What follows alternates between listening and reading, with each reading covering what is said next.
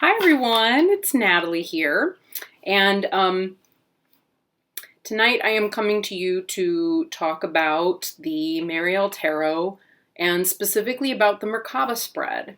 So for hashtag New Beginnings 2020, for those of you who may not know, I did a video about using a particular spread that I feel was probably channeled through.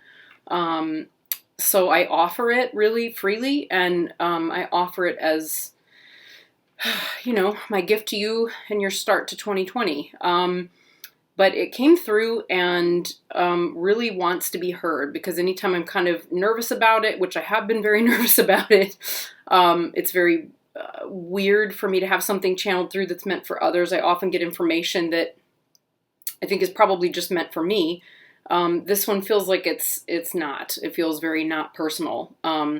So at any rate, this is about that spread, and it's about the information that came along with it. And I will be doing a subsequent video as well about the sister spread to it, or the kind of companion spread, which is the tetragrammatonspread.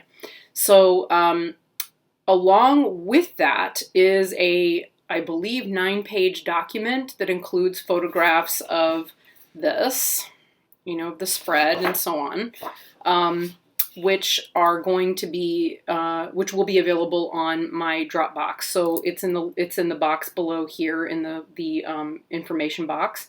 So you'll be able to get that and download it and work with it as a PDF if you want. So it will include the text that I used that I wrote for the hashtag New Beginnings 2020 video.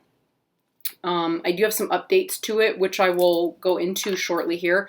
And I think that's it. I think that's all the business. I feel very businessy about this. Okay, so with that said, I'm going to have a little drink of my water here. Got some blackberries and raspberries floating around in there, giving it some value, extra value. And a snack at the same time, if you know. Okay, so let's see. I got through most of this. Okay, so specifically, and I'm reading directly from the document, which you'll be able to pull up. So as a significator, the magician calls us forth to manifest our own potential as magicians ourselves, and to bring our innate God-given talents back out of the abyss for our own realization and use, and ultimately for the benefit of ourselves and others. So the magician should be regarded as your significator. So before working with the spreads, you want to take it out to be recognized so that its power becomes conscious, and then shuffle it back into the deck. The magician is mirroring back your own power, your own potential, and it asks you to take ownership of what is innately yours to begin with, right? Through your work with these spreads, it will tell you whether your power is still a part of your shadow, or whether you have already come into contact with it. All right, it will guide you into the abyss to begin the process of reclaiming your power, or it will guide you into the abyss to bring back treasures that can fully empower its manifestation in your life. I cheated a few words there. I hope that makes sense. The Merkabah spread is to be used less frequently than the tetragrammaton spread, so I'm going to say it would be best to use it in preparation for the start of the new year, for example, as you begin to establish how you want to shape your goals. Let's see, and then I offer a visual representation. I would say, too, that you can also go back and continue to use it or revisit it monthly. I feel, too, that this is something that can easily also be integrated with and used with like a Wheel of the Year spread, which I also intend to do for myself.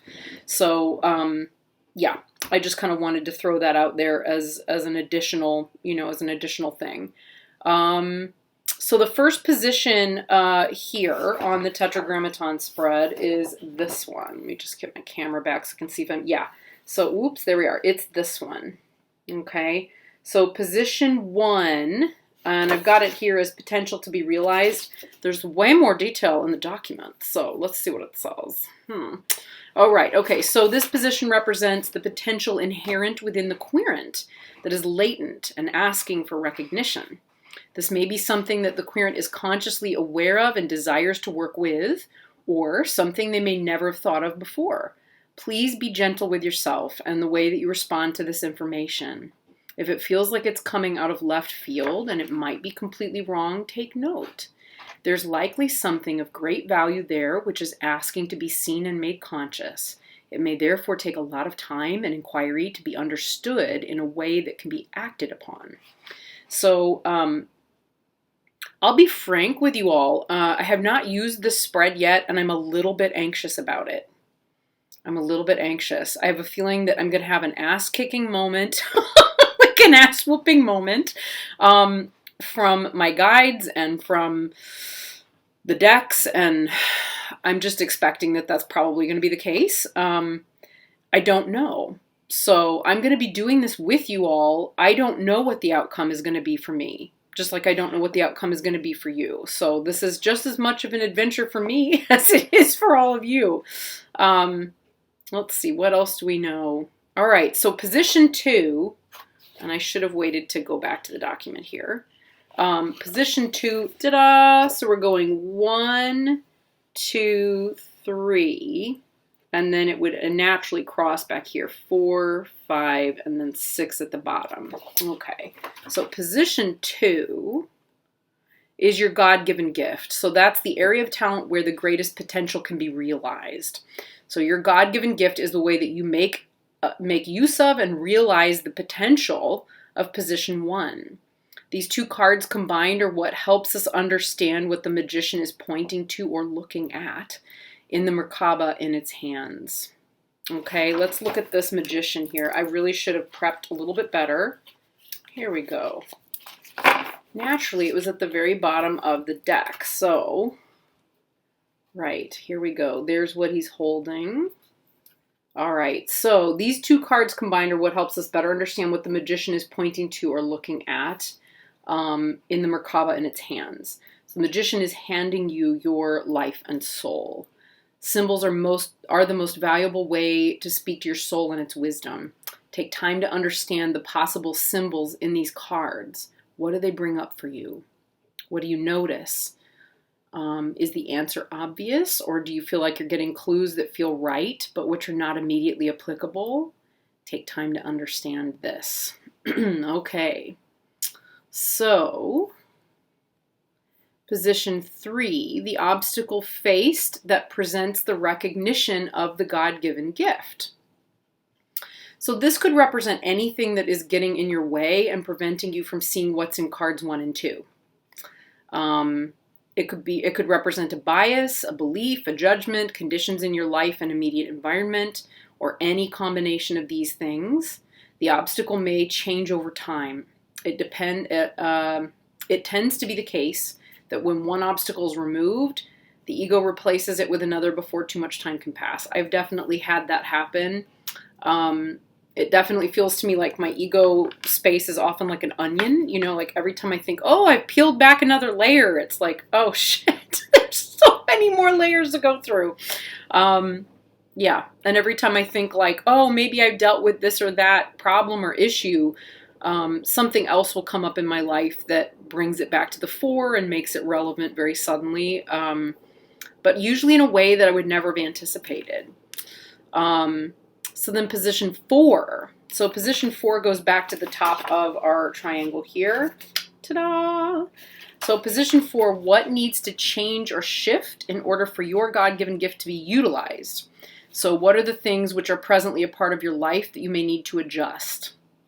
That's a tough one sometimes, eh?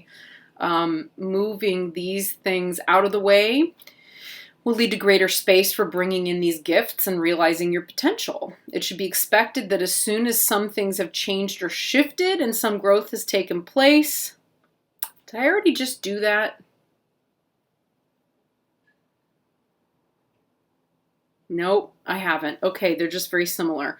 Okay, so it should be expected that as soon as some things have changed or shifted and some growth has taken place, that there may be new things that arise and require another change or shift and so on. Yeah, that's just going to be a recurring thing.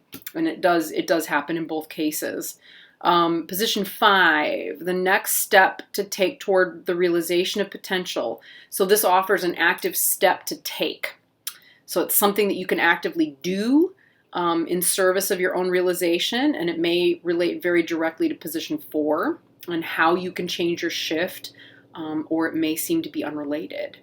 The magician is more active than the high priestess, whose being is more receptive and still. We know this.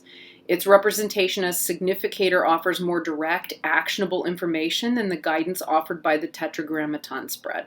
So the tetragrammaton-spread is much more the realm of the high priestess. Okay, and then finally position 6. How you will know you are taking the right direction. So this card will tell you how you will feel, what you may notice, what you might see, etc., that points to you moving in the right direction on your path.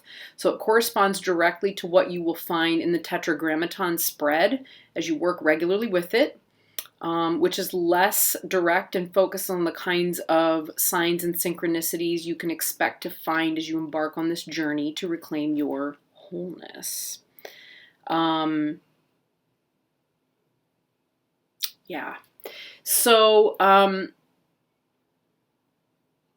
very interesting. I thought I remembered writing something in here about working. I'm going to have to add this into the document. So sorry about that, guys. I'm going to have to re-upload everything. That's all good. So here's the thing. If you want to do your tetragrammaton spread and you want to do it, you want to do your Merkabah spread and you get sort of through January and February and you're like, what the hell? I kind of feel like I'm going off track and I'm not, things are not as obvious to me as they might have been at the beginning. Fear not. You maybe don't want to do this spread regularly, obviously, but let's say you decide that you want to kind of have a checkup, about how it's going. I would say put positions 1 and 2 in place, and then you can take 3, 4, 5, and 6 and choose new cards for them.